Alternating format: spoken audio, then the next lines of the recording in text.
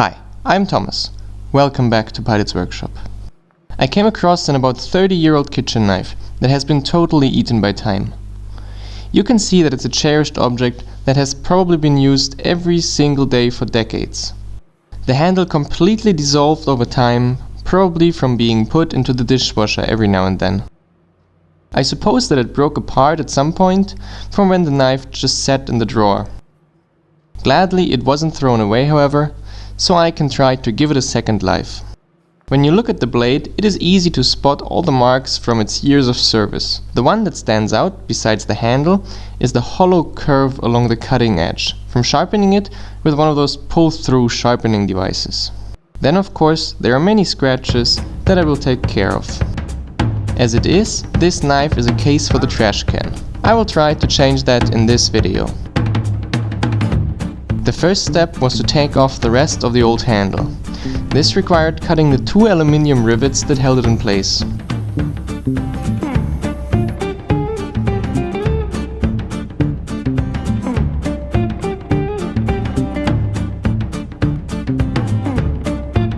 After that it came right off. Then I took off some of the rust to prepare it for the next steps. Even though this knife is marked stainless, it still developed some rust in the area of the handle. This does not mean that the quality of the steel was low, but is a property of all kitchen knives to this day. Because knife blades have to be hardened to hold a cutting edge, they cannot be alloyed as much as traditional stainless steels that you would use for handrails and such. A side effect of that is the ability of sticking kitchen knives to a magnetic rail. Highly alloyed stainless steels are not magnetic or only have very little magnetism left. After the steel was clean, I could think about the knife I wanted to make out of this.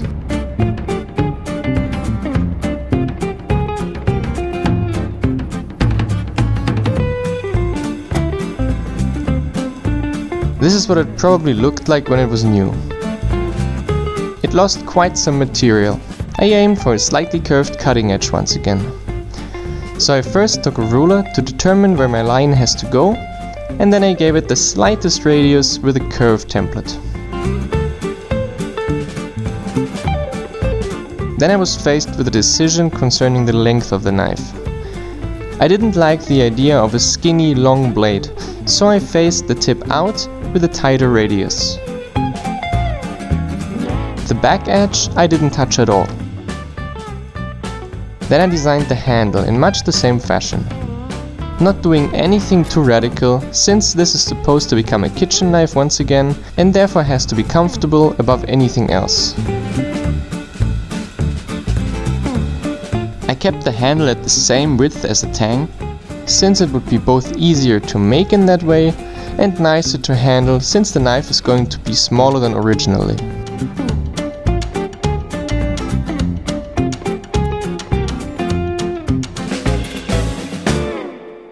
And there's my sketch. The blade will be 12 centimeters or 4 3/4 inches long, while the handle will be 11 centimeters or 4 1/2 inches long, which should be enough for most hands. The width of the handle will be at 15 millimeters or 5/8 of an inch. The tang had to be adjusted as well. The original shape seems to have been made for a slot in the handle that had been made with a thin table saw blade. Since I don't have the kind of machinery or saw blade to produce that kind of cut, I had to straighten it. A perpendicular cut right there would have made this easier, but then I would have lost too much of the tang to guarantee a good bond with the new handle. Because I wanted to keep my sketch, I drew all lines again directly onto the blade.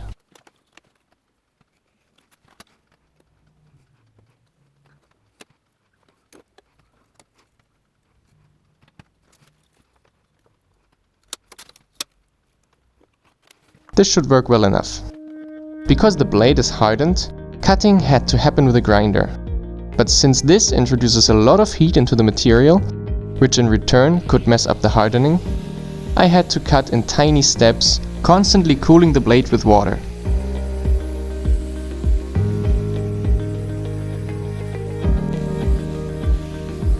This worked quite fine.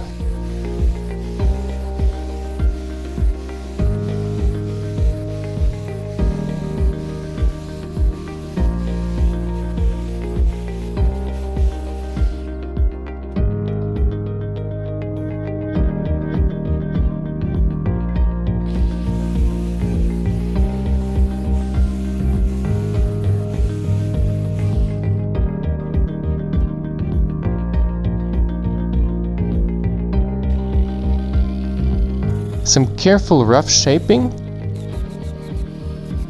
and I started polishing the blade. By polishing, I don't mean creating a mirror finish, but more to take off all the scratches of time and give it more of a brushed look. The kind of look that any kitchen knife that you wash by hand will get eventually. So I used 120 grit sandpaper and some oil to do that. That was by far the most time-consuming process in this project.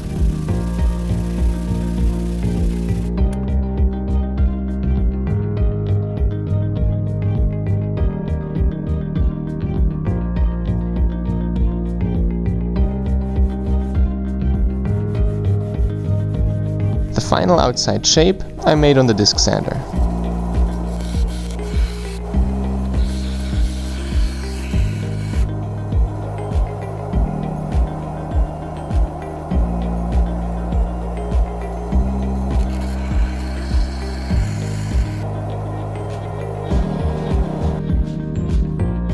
This seemed alright.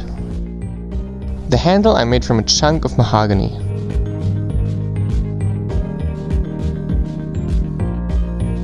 The most important detail here was the slot for the tang, so I cut that first. I took the thickest metal cutting blade that I had to create a slot of the right thickness.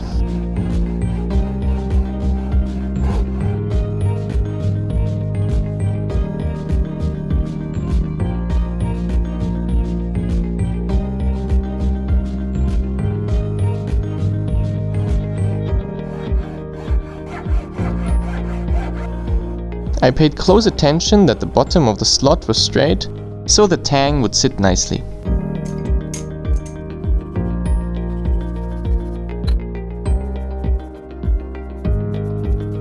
After checking that the angle was as planned,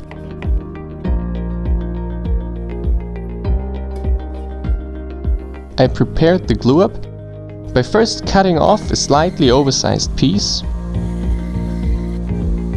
straightening it, and drilling the pinholes.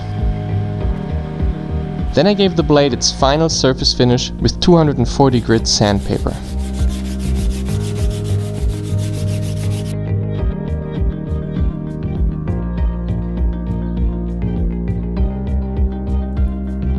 And we already arrived at the glue up. But before that, I shaped the front end of the handle, because that would be the only spot that I couldn't work on properly once the blade is attached. Once I was happy with that, I covered the blade with some tape to protect it from the glue.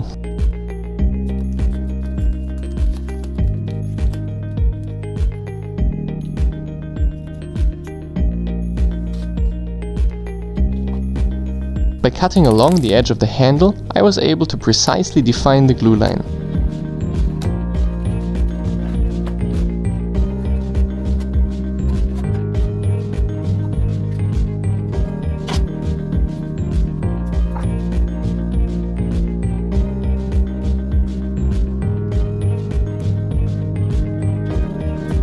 And after cleaning the tang with some acetone, I mixed up some epoxy and put everything together.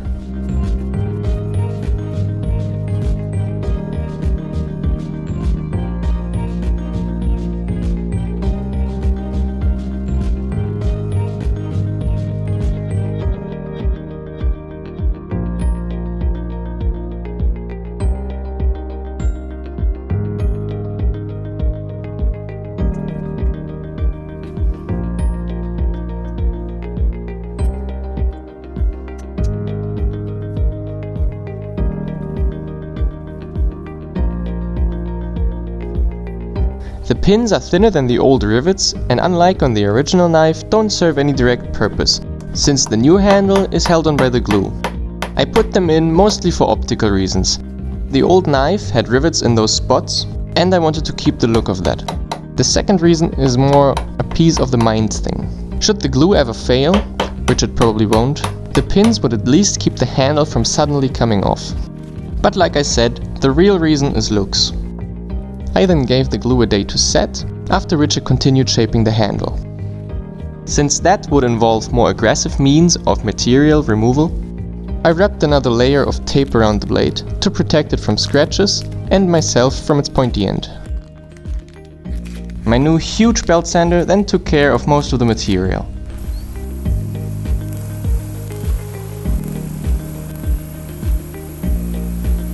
After defining the outside measurements, I started rounding it over.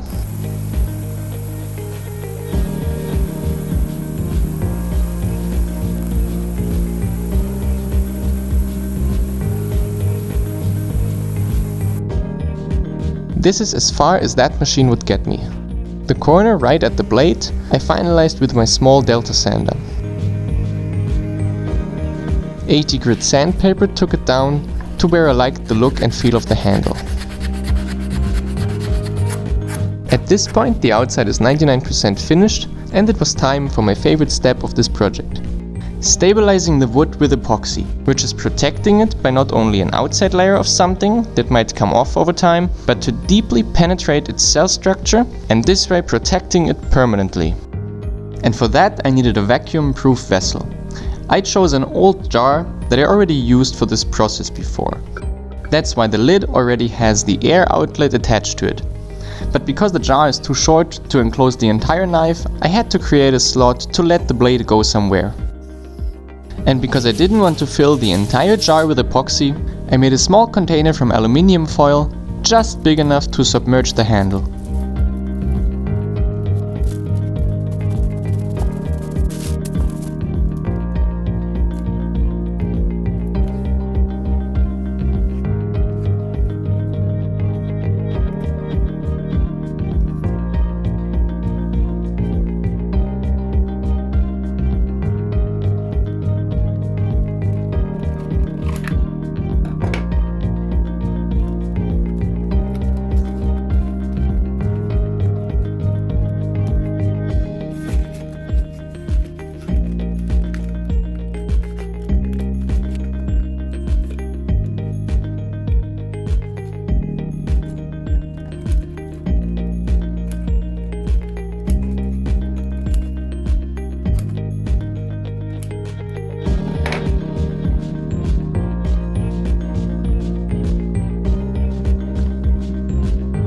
I mixed up a bit more epoxy than I would need.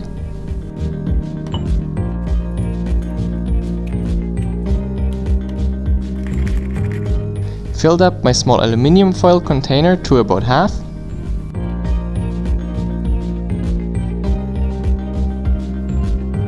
Then dipped in the knife.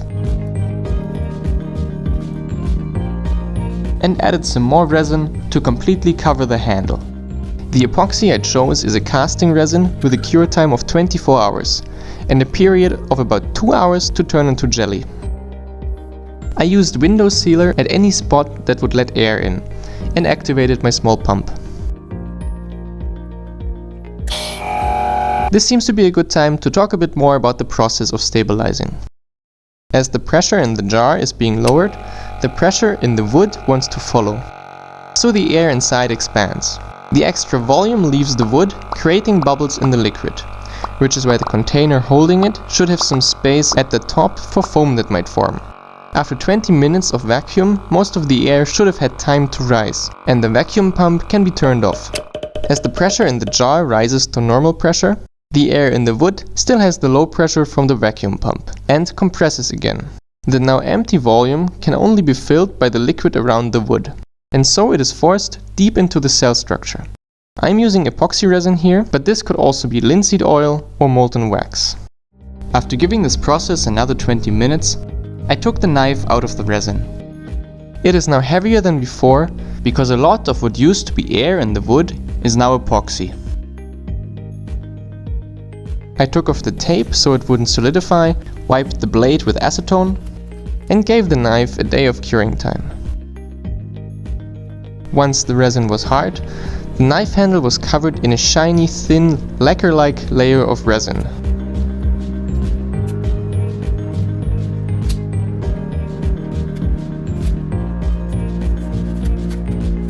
To give it a better look and feel, I then removed the surface layer of resin with wet sandpaper.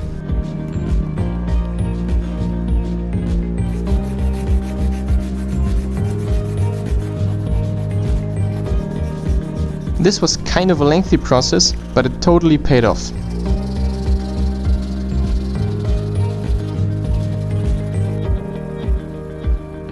A surface polish happened with fine steel wool.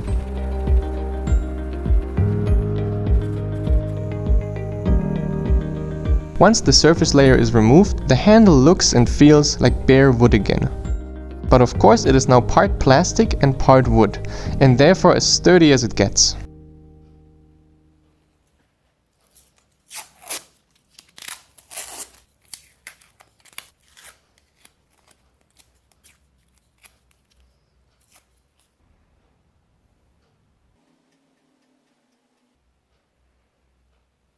But of course it now still needs a cutting edge to be called a knife, and I did all of that with whetstones. Starting off, I first had to define the cutting edge, and I did that with a very rough stone that I can best describe as asphalt. I don't know its exact grit, but I would say it's about 40.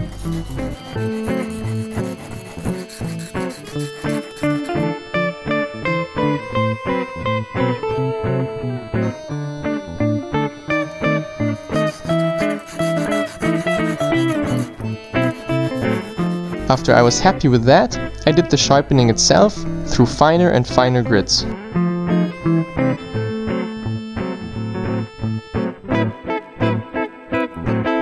Always doing one side until I could feel a burr along the entire edge on the opposite side, followed by grinding of that opposite side.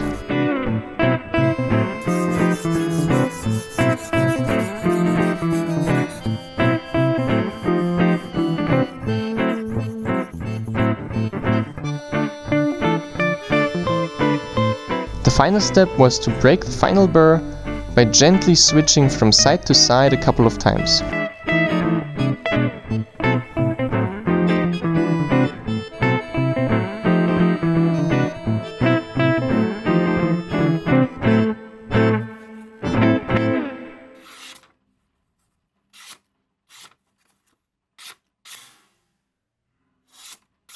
I'm okay with that.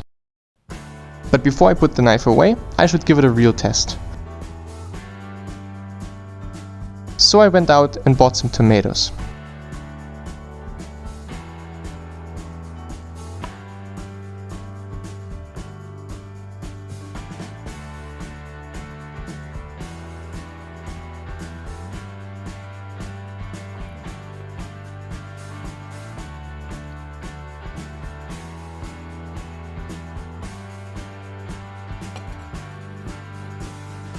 And there we have it, ready for the next 30 years.